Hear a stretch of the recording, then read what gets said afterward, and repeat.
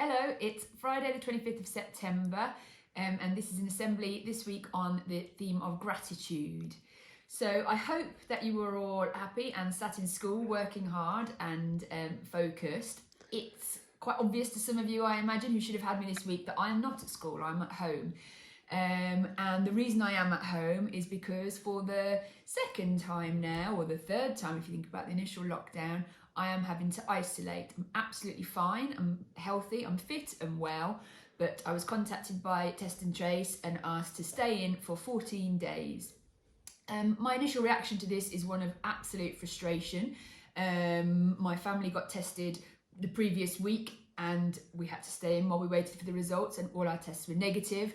So we were relieved to be back out enjoying normal life, and now I have to stay in again for 14 days. So I'm frustrated. I feel a bit of despair at the situation, at the fact that I can't see my family, I can't see my friends, I can't come to work and see you guys, I can't do my job that I love, and it does wear you down. And then I decided that I needed to look at things slightly differently.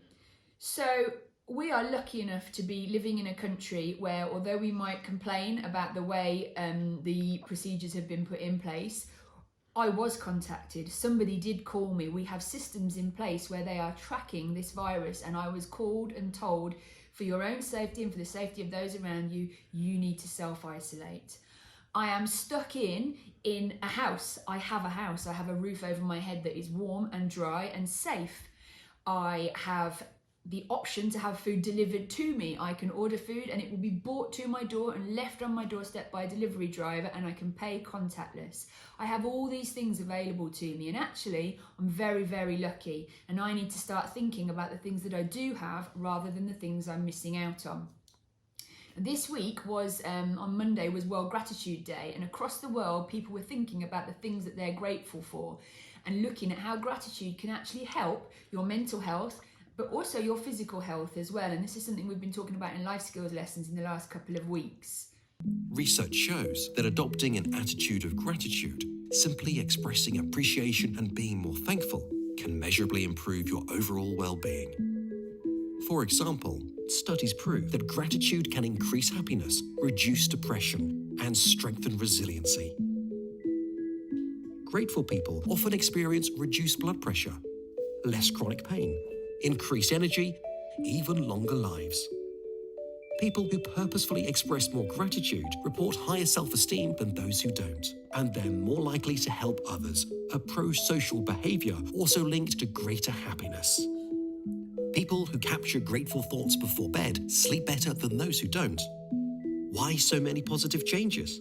Because gratitude actually rewires our brains, kickstarting the production of dopamine and serotonin. Like antidepressants, these feel-good neurotransmitters activate the bliss center of the brain, creating feelings of happiness and contentment. This appears to be self-perpetuating. Research suggests that with regular practice, you'll train your prefrontal cortex to better appreciate and retain positive experiences and thoughts, and to deflect the negative ones. Here are a few simple ways to deliberately cultivate that attitude of gratitude. Celebrate minor accomplishments. Think about what you have rather than dwelling on what you don't. Tell the people in your life something you appreciate about them. Tell yourself too. Volunteer, hold a door for a stranger, or simply smile more, and you'll probably feel better, as kindness and giving are connected to gratitude. Similar positive brain changes can occur from regular meditation and mindfulness. Keep a daily gratitude journal using an old-fashioned notebook or a high-tech app. The science is clear. Give gratitude a go. You'll be thankful you did. So there are some of the proven ways that being thankful for what you've got can actually have a positive impact on your psychological and physical well-being. I asked you in the first week back what you enjoyed about being back at school, what had gone well that week.